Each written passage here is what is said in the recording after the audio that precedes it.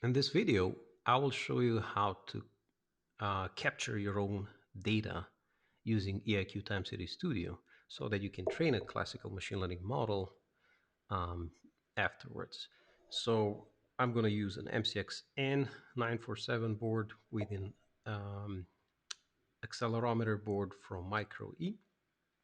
Has an NXP FXLS series 3-axis accelerometer on it. And the way we do it is we go to data logging in Time Series Studio.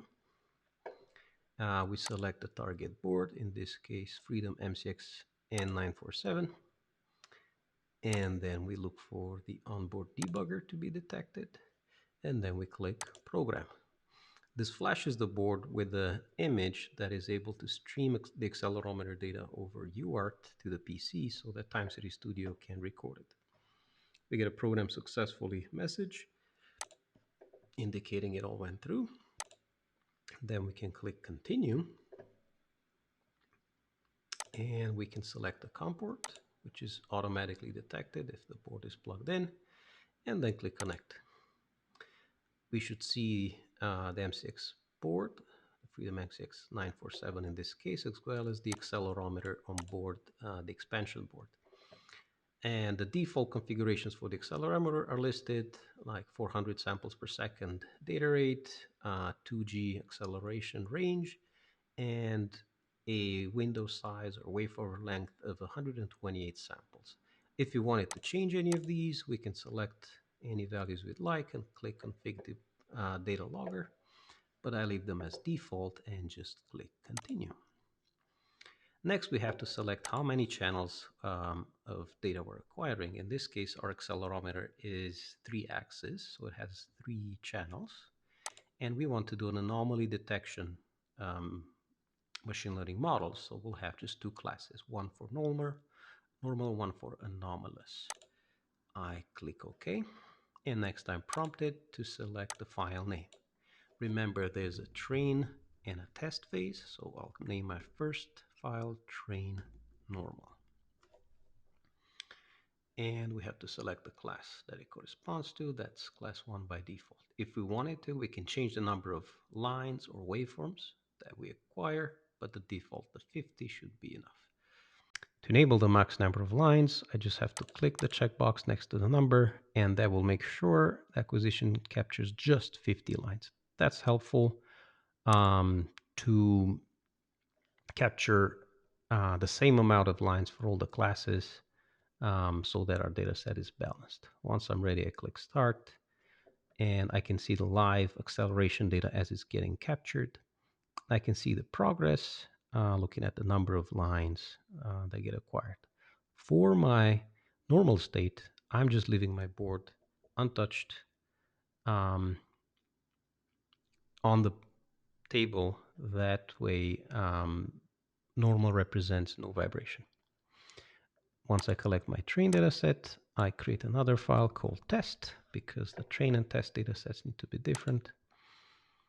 And I click Start again and gather another file worth 50 waveforms long, representing the normal state for the test phase.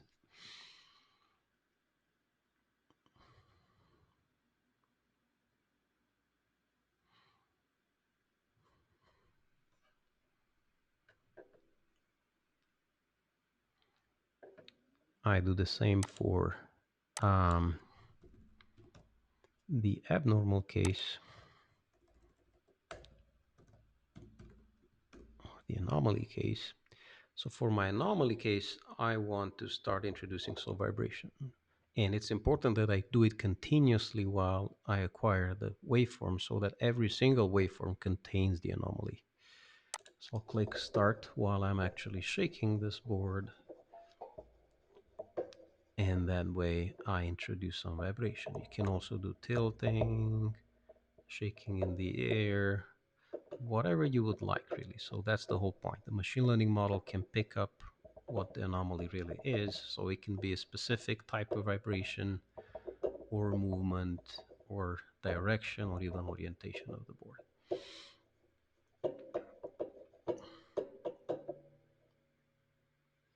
Okay, and I'll do the same for the test data set. Again, it's important to do the movement throughout while capturing the data.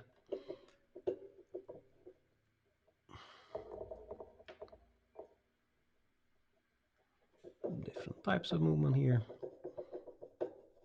And it's important that every waveform contains an anomaly.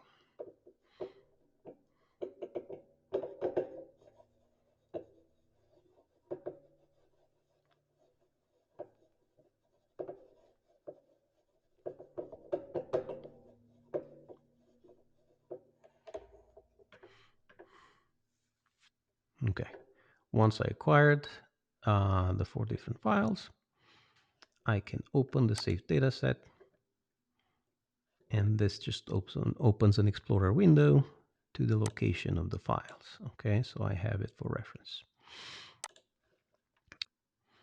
Next, I can do what's called data washing. So if I go to data operation in Time Series Studio, I can choose from a list of possible data augmentation or data processing steps. And I can choose to import files. So I can go to my data logging folder, select the files that I already created, and select all the 4 files at the same time. And I can choose the delimiter if I wanted to, and I can choose to ignore the first line in the file if that line contains labels. And I can see how many lines and columns were acquired. And I can choose the wash data operation here, and which removes lines that have not 384 columns or contain blank or non-numeric values. In case there was a problem with the acquisition as it happened, this would process the files and remove the erroneous entries. Okay, and this happens automatically. I can see my files were processed, and I get new files with the prefix WD, which stands for washed data. So now I can actually start an anomaly detection project. So I go back to anomaly detection, choose auto ML project, choose my target, which is Freedom MCX947. And I leave the memory limitations default because usually I don't run out of memory. The models are pretty small. I choose accelerometer under motion sensors. I choose 3 channels because it's a 3-axis accelerometer, and I choose add.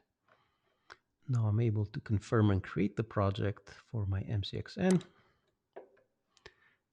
And next I'm prompted to add the files for each state. So for the normal state, I will go to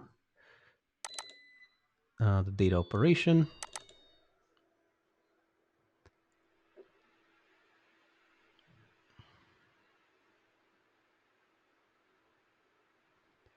and select the files that correspond to the normal train because I'm in the train state.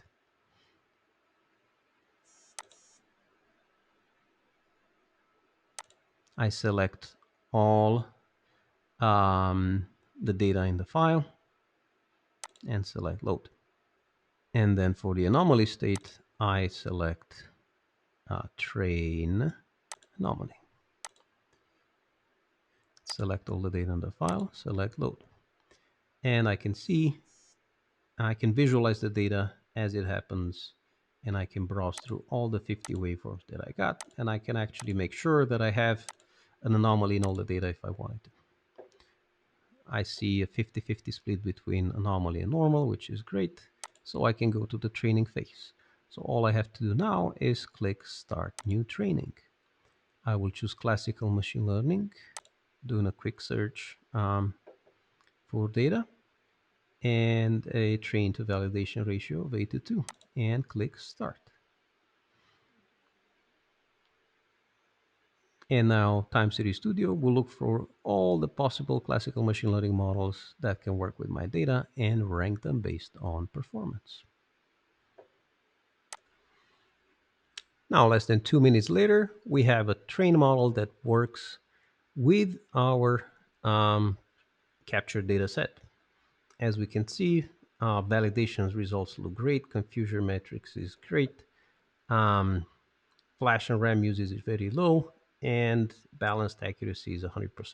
So we can move on to the emulation phase, for which we saved a test data set. We can pick one or several models and choose new emulation, and we'll select the data set for the normal case.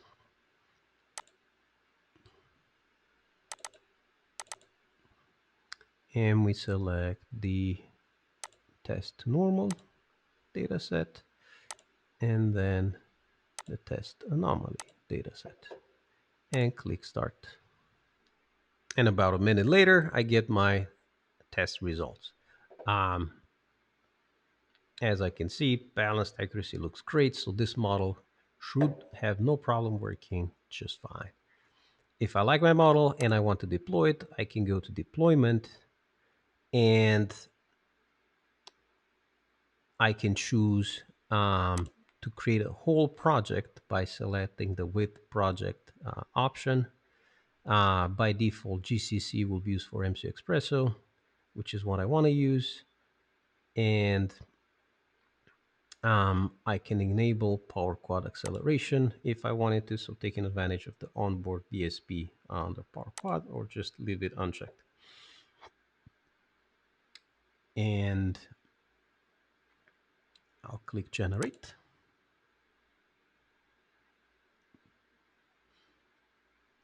And what I get is a zip file. I'll choose a location for the zip file. Um, I'll put it under demos. It starts with the name of the model and then the target core. In MC Expresso, I can now import that project. So I go to import projects from file system, and under archive, I choose browse and go to my folder and find the project. Again, it starts with the model and then the target core. I can click open, next.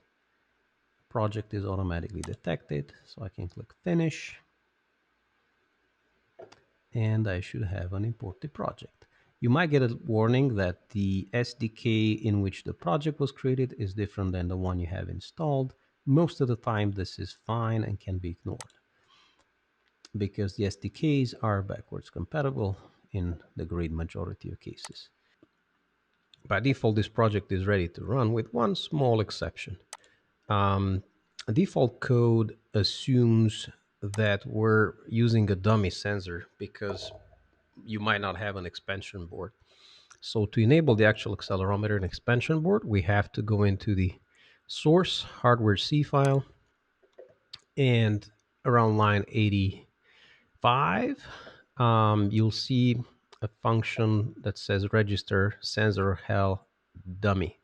Okay, we want to comment out these two lines of code, which disable the dummy sensor and lets the actual FXLS accelerometer to be used. Now I have my project ready here, so I should be able to just debug and run this code.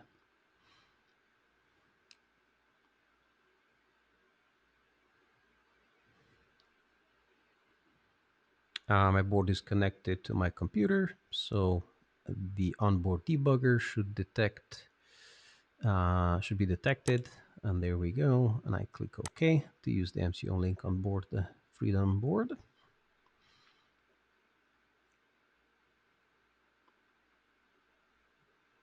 Now the project builds.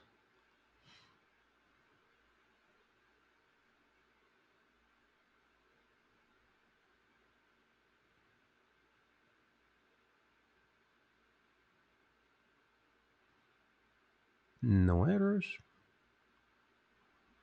I'm prompted to select which core I want to deploy to because the MCXN has two. So I'll choose core 0.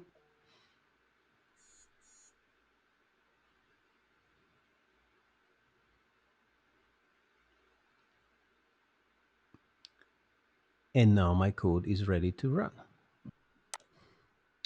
So to run the demo, we go to the Terminal tab. which enables us to open a serial terminal.